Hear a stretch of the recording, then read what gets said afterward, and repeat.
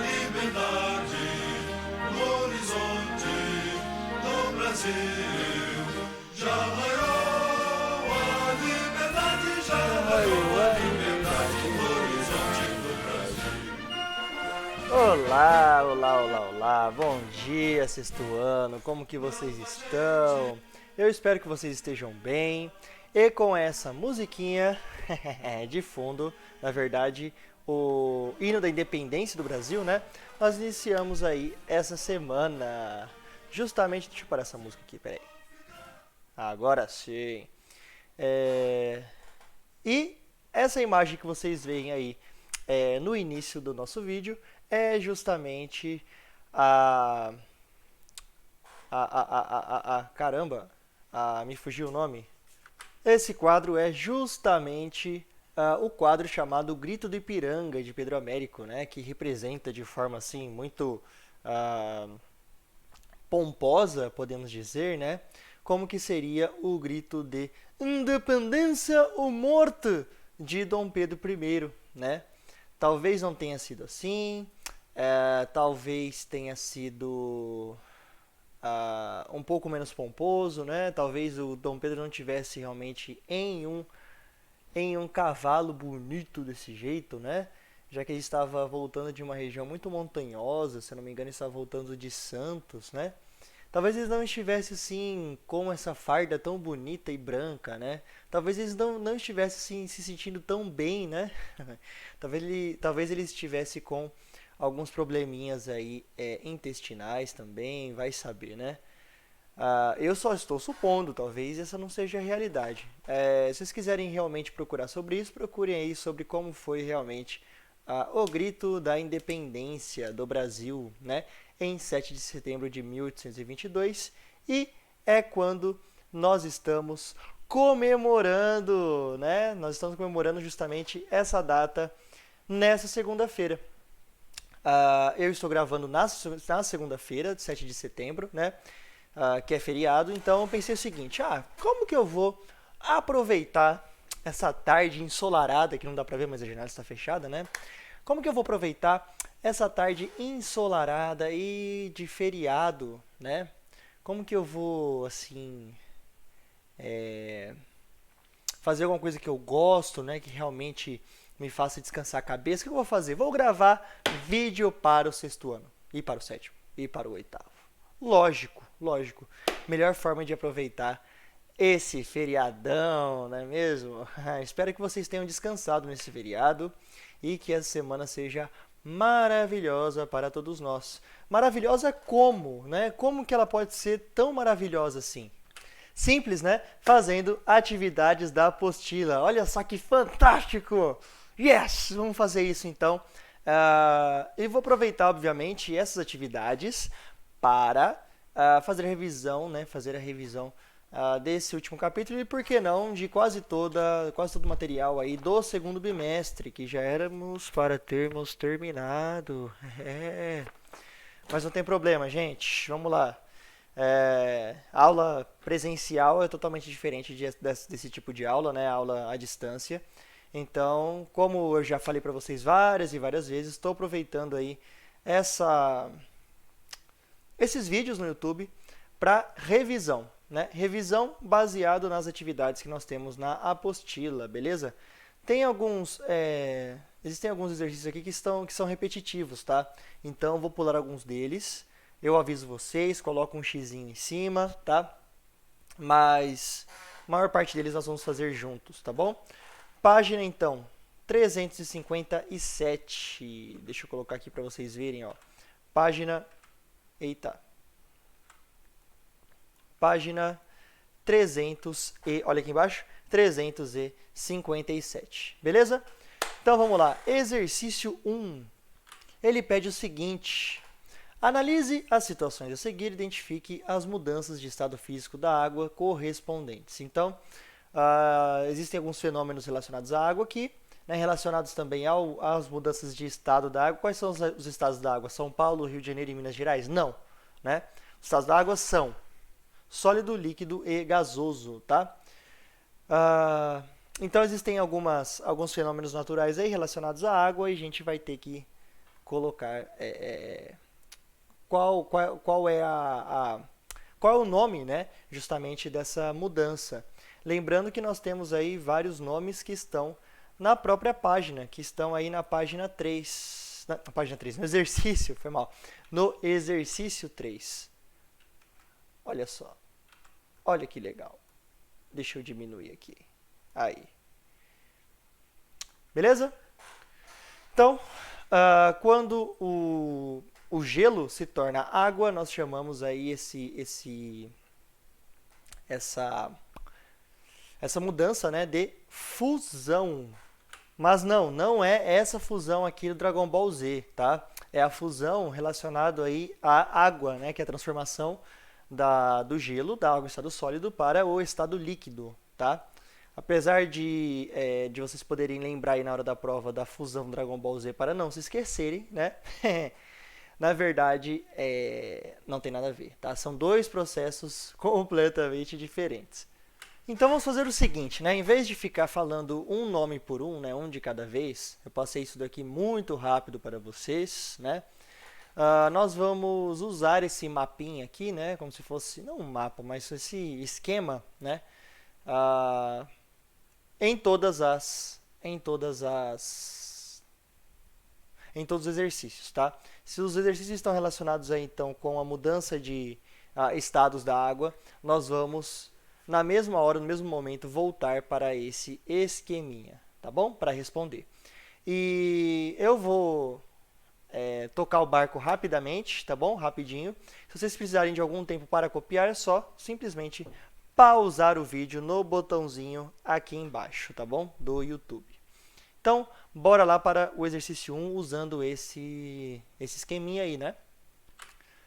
Analise as situações a seguir, identifique as mudanças de estado físico da água correspondentes. Então, derretimento das geleiras, ou seja, transformação da água sólida em água líquida, ou até mesmo, né, a gente pode dizer, gelo em água líquida. Então, esse nome aqui, o nome desse fenômeno aqui é a fusão. Opa! Agora sim, fusão, né? Fusão, estado sólido para o... Olha a minha setinha aqui, estado sólido para o líquido. Beleza? Então, vamos lá, fusão. Letra B. Letra B é bem simples também, né, gente? Tá até escrito aqui no título dela, né? Vou até colocar um risquinho aqui. Olha só. Nossa, ó, retinho. Mais retinho que isso é impossível. Tipo de vaporização que ocorre com a água dos rios, lagos e mares. Faltou uma virgulazinha aqui, ó. Virgulinha. Aí. Tipo de vaporização que ocorre com a água dos rios, lagos e mares. Vaporização. Transformação da água em vapor de água, como nós falamos aí em muitas aulas, né? Então, justamente, transformação da água em estado líquido para vapor de água é, assim como está escrito no título vaporização, é um nome parecido, né? Evaporação. Tanto que no nome tem de evaporação, né? Tanto que nessa palavra tem no meio aqui o termo vapor, né? Evaporação, transformação da água líquida em vapor de água. Muito bem. Então, aqui, né, letra B, resposta evaporação. Formação das nuvens. Pois é, a gente sabe que as nuvens, né, elas são massas de vapor, né, de vapor de água, todas juntinhas formando como posso dizer, um aglomerado, né? Podemos dizer assim, um aglomerado. Então, aglomerado de vapor de água. E quanto mais vapor de água tiver essas nuvens aqui, né, maior vai ser as gotículas de água que vão formar esse vapor de água. E quando elas estiverem muito grandes, elas vão ficar muito densas. Podemos dizer assim, não é muito cientificamente correto dizer, mas podemos falar, pensar que elas ficam mais pesadas, entre aspas, né? E ficando mais pesadas, elas caem e caem na forma de chuva. Bom, o processo de formação de nuvens, né, eu tenho aqui na minha apostila do professor, olha só, deixa eu aumentar aqui a minha webcam, né, a minha câmera. Eu tenho aqui na apostila do professor algumas sugestões, tá? Não podemos dizer respostas corretas, mas sim sugestões. Bom, em vez de usar essas sugestões, tá? Quer dizer, na verdade, eu uso muito essas sugestões, só que muitas vezes eu acabo dando o meu parecer e a minha ideia de resposta certa para vocês, tá? Então eu vou falar dos dois. Qual que é a minha ideia de resposta certa para a 1C, né, o processo de formação de nuvens, e também a ideia da apostila como resposta certa, que seria condensação. Mas o que é condensação?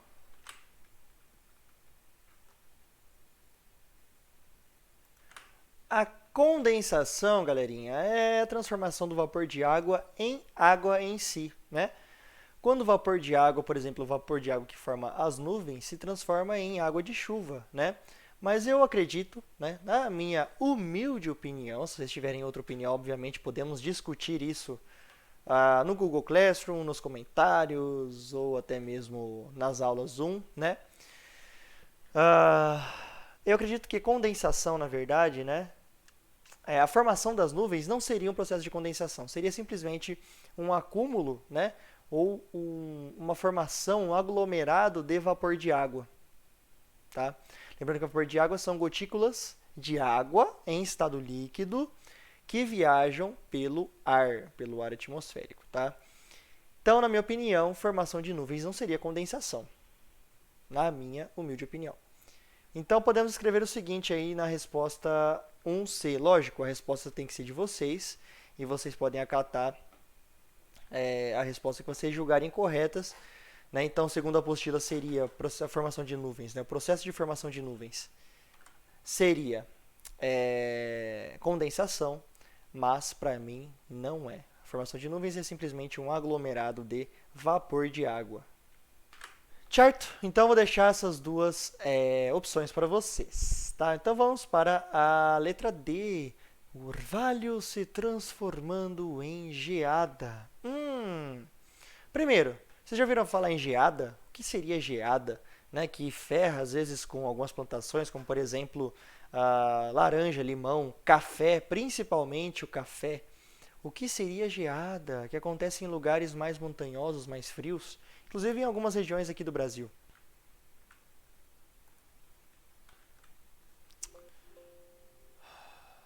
Ups. Apertei o botão aqui sem querer de voltar a gravar, não era para ter voltado porque não estava pronto ainda, mas segue o jogo, não é mesmo? Então vamos lá. Ó, esse desenho, na verdade não é um desenho, né? Parece ser um desenho, mas é uma foto, né? Na verdade tem parece que não é verdadeira, mas enfim, deixa eu pegar uma outra foto aqui, aí, essa daqui é mais realista, né? Da geada. O que aconteceu? Nessa região aqui, nesse local, né?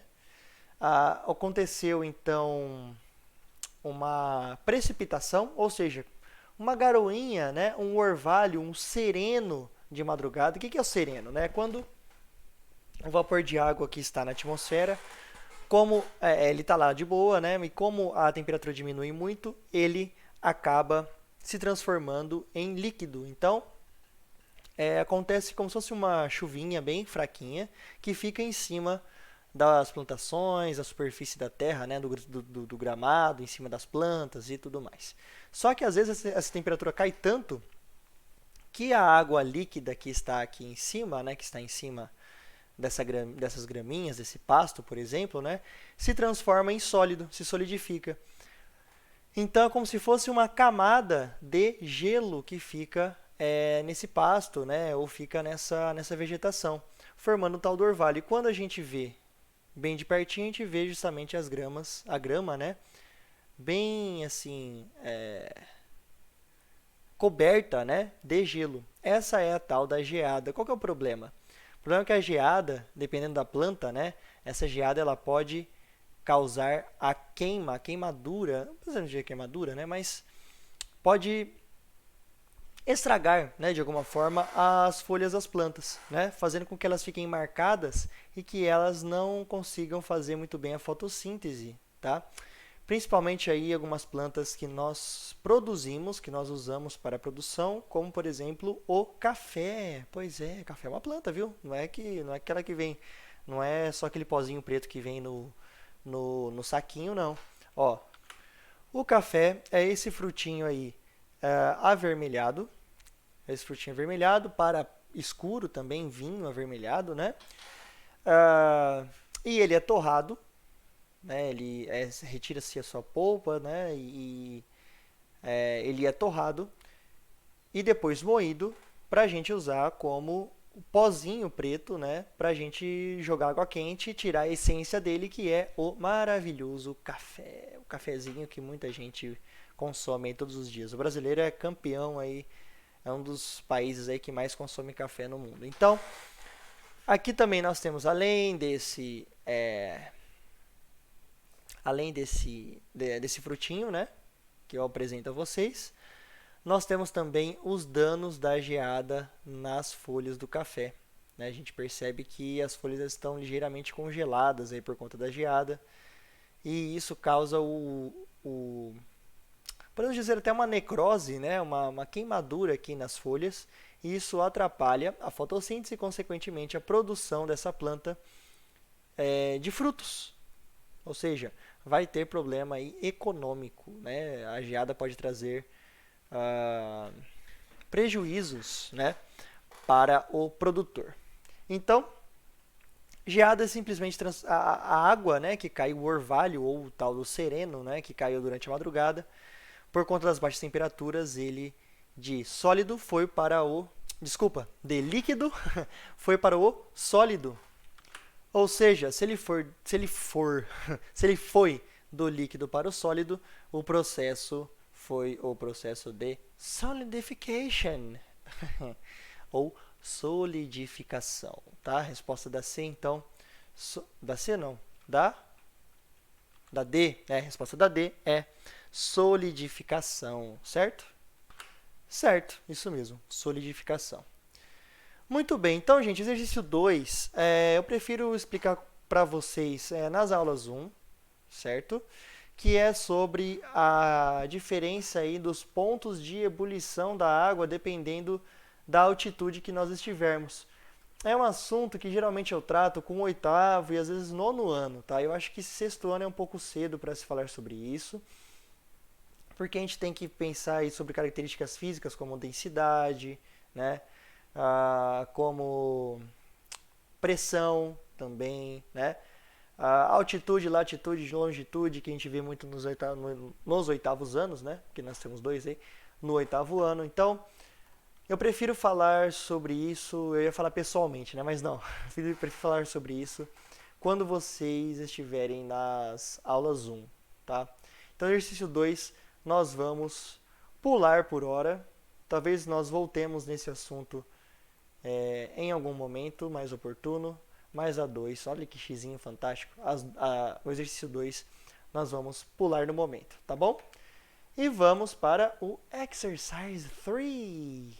Então nós temos aí justamente um exercício que deu uma base para a gente para resolver o exercício 1, né? Que é esse esqueminha aqui. Vamos ver o que ele pede. As figuras a seguir retratam a água nos 3 estados físicos, né? Estado sólido, líquido e gasoso.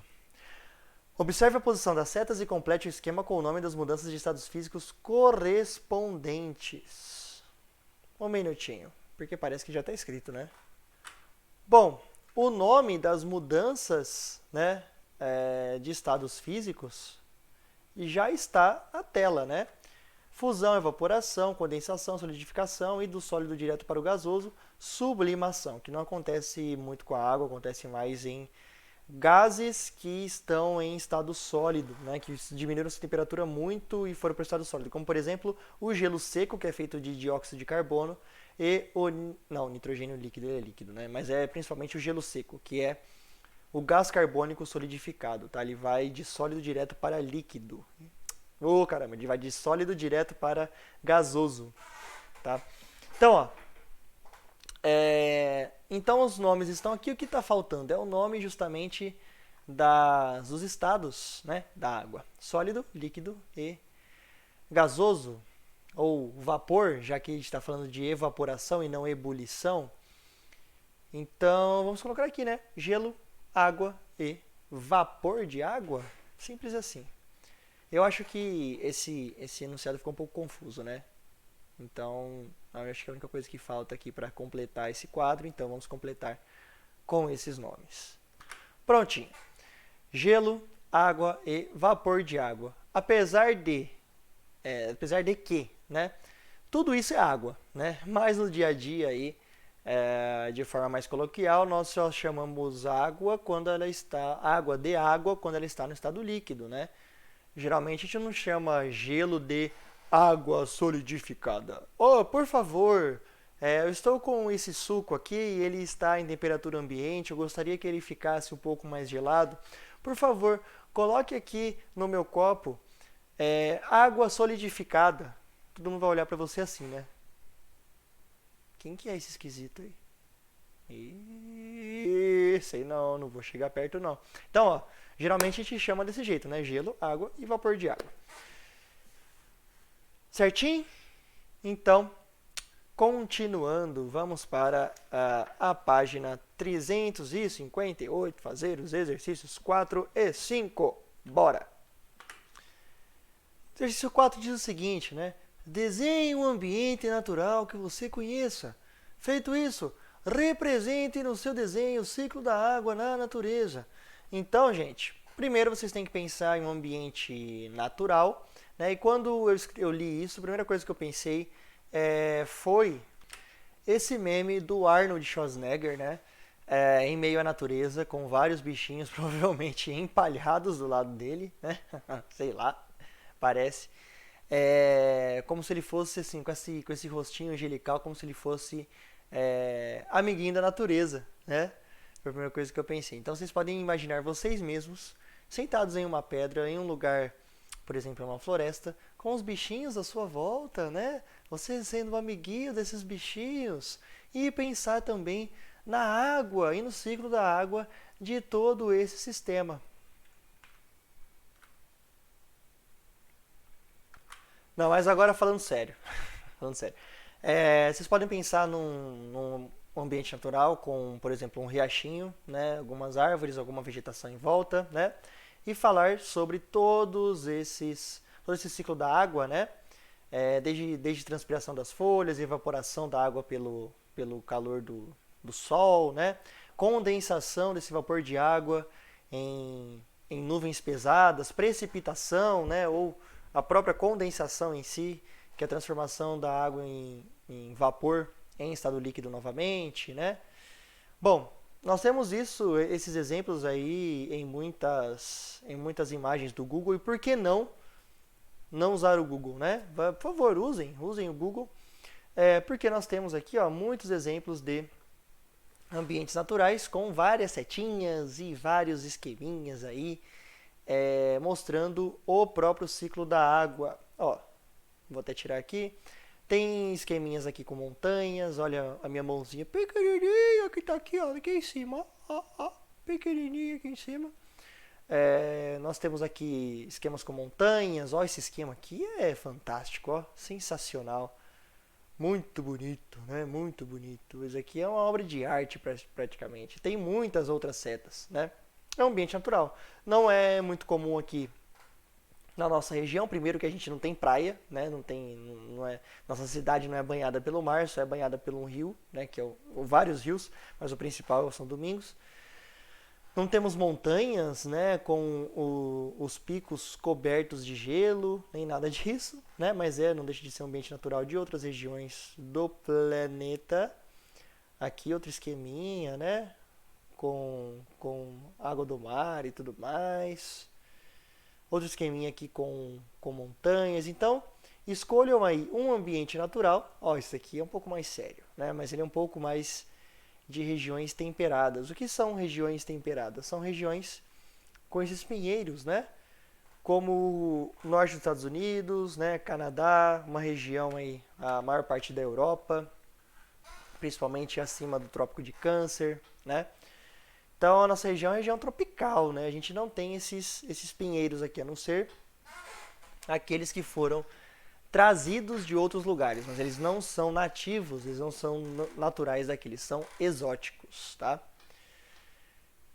Aqui também tem outros esquemas, né? Tem passagem, infiltração, né? Infiltração da água, escoamento, através da superfície até o oceano. Então, escolham, sejam livres e, depois de escolherem, obviamente, vocês vão desenhar esse esqueminha aqui no exercício 4, tá bom?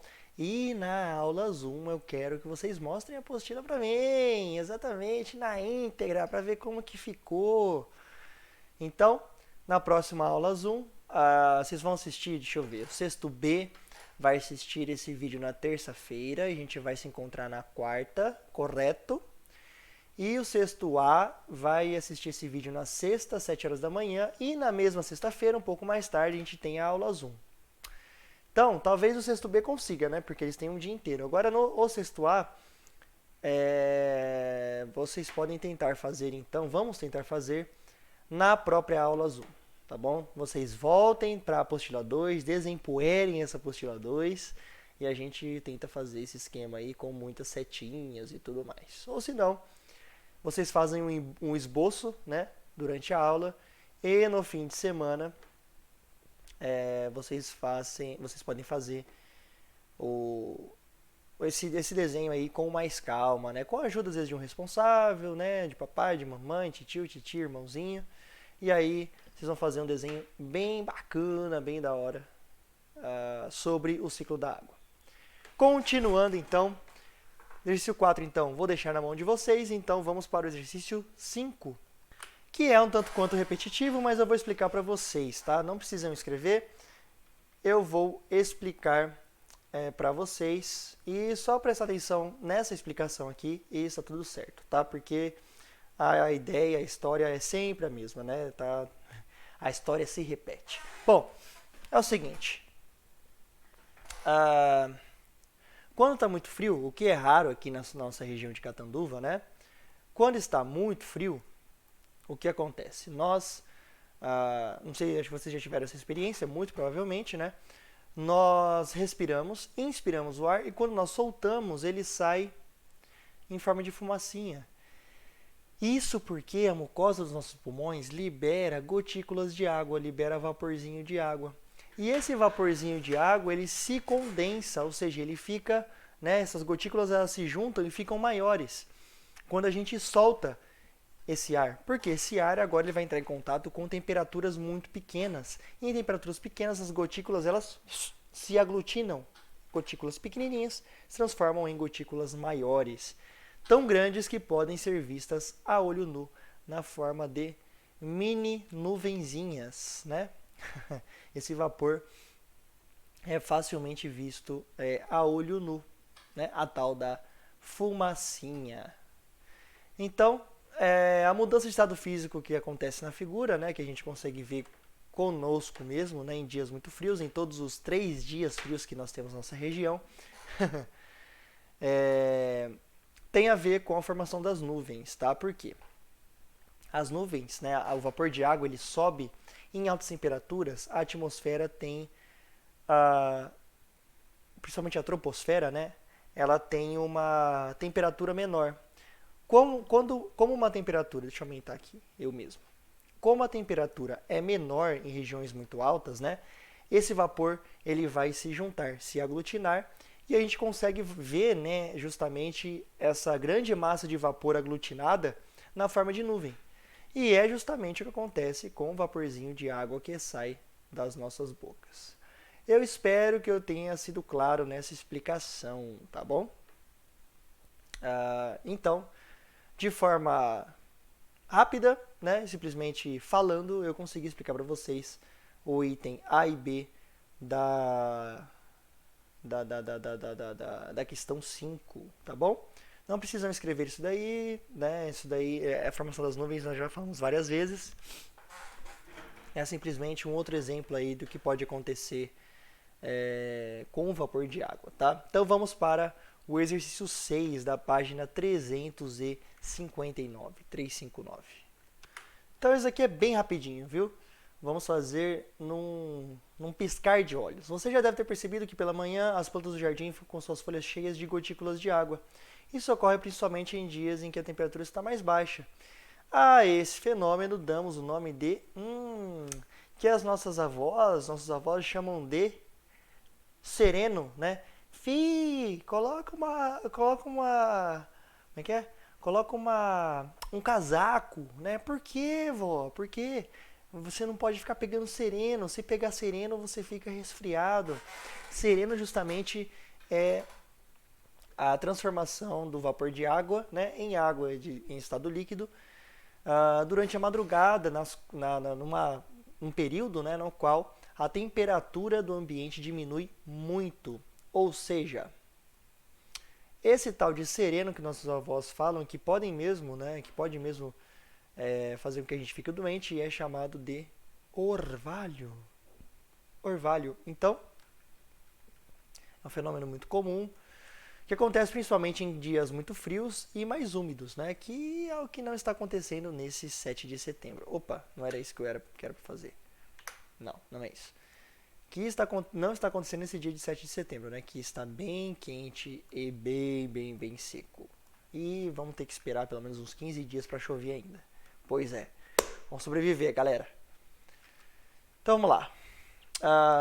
Ainda sobre orvalho, geada e tudo mais, né? A geada ocorre quando a temperatura baixa, as gotículas de água, chamadas de orvalho, que nós respondemos a 6, congelam, formando uma camada de cristais de gelo. Sobre a geada, responda as questões. A partir de qual temperatura geralmente ocorrem as geadas? As geadas, galera, elas vão acontecer próximo aí a 0 graus, justamente porque é na temperatura de 0 graus Celsius que a água se transforma de estado líquido para sólido, né? O gelo, ele está sempre a 0 grau, tá bom? Celsius, no caso. Então, vamos escrever aqui. Nossa, eu risquei sem querer, caramba. Vamos escrever aqui o seguinte, que as geadas acontecem a uma temperatura de aproximadamente 0 graus Celsius. Por que aproximadamente? O que quis dizer com esse aproximadamente? Por quê? Se tiver, por exemplo, a 5 graus Celsius, pode acontecer uma geada. Se tiver menos 5, as chances são muito grandes, né? Então, se a temperatura estiver próxima a 0 grau, a chance de acontecer geada é muito grande, tá bom? Então, vamos lá. Lembra daquela imagem que eu mostrei do café, né? Do café todo queimado, da folha de café, do pé de café, queimado com o gelo da geada, né? A geada queima as plantações, causando prejuízos aos agricultores. Portanto, as geadas são totalmente nocivas. Você concorda com essa afirmação? Será que ela só faz mal? Bom, na verdade, né, esse fenômeno, apesar de causar problemas aí na queda de folhas, né, das plantações, elas podem também controlar pragas que estão nessa folha aqui. Por exemplo, larvas de besouros ou ácaros, né, que podem consumir essas folhas ou acabar causando prejuízo também. Então, a geada é capaz também de matar parte dessa população de pragas. Então, ela é, né, majoritariamente nociva para a planta, mas também pode ser um bom aliado aí no controle de pragas. Então, apesar de queimar as folhas das plantas, as geadas podem controlar a população de pragas, já que fazem com que a superfície das folhas se torne um ambiente hostil para esses seres. Quer tempinho para copiar? Então, pausem o vídeo. Pausem o vídeo naquele botãozinho lá do YouTube, tá bom? Então, vamos continuar aí com os exercícios que nós temos pouquíssimo tempo. Vamos fazer o seguinte, ó. Vou explicar para vocês. Esses exercícios de tarefa, exercícios que estão, né, na seção tarefa, que são os exercícios 1, 2 e 3, eles, na verdade, eles têm a mesma lógica dos demais que nós fizemos juntos, e eu tenho a ideia de mantê-los assim, tá? Não vamos resolvê-lo, tá? Eu prefiro conversar com vocês sobre esse assunto sem ficarmos presos justamente a exercícios. E nós fizemos aí quantos exercícios juntos? 7 exercícios juntos, tá? Nessa aulinha. E eu acho que foi suficiente para revisarmos todo esse conteúdo, tá? Eu acho que fazer mais exercícios não vai agregar para o nosso processo de aprendizagem, tá bom? Caso vocês aí não concordem comigo, achem que seja importante a resolução desses exercícios aí de tarefa também. Comentem sobre isso aí nas próximas aulas 1, que nós podemos muito bem voltar para essa apostila. Só que realmente nós precisamos mudar um pouco de assunto e voltarmos a falar sobre a apostila 3, não é mesmo? Porque nós estamos na metade do terceiro bimestre e nós mal começamos esses assuntos aí. Então seria interessante a gente levar mais em conta os assuntos relacionados aí à apostila 3, tá bom? Então eu espero que vocês tenham gostado, espero que não tenha ficado muito maçante, muito chato. Fiz de tudo para fazer com que essa aula ficasse mais interessante, que essa câmera não ficasse embaçada, mas ela ficou, agora sim. Então, fiquem em paz, tenham uma ótima semana, espero que vocês tenham curtido também o feriado de alguma forma, nem que for descansando, né? E é isso aí, galera, a gente se vê numa próxima. Tô indo nessa. Falou!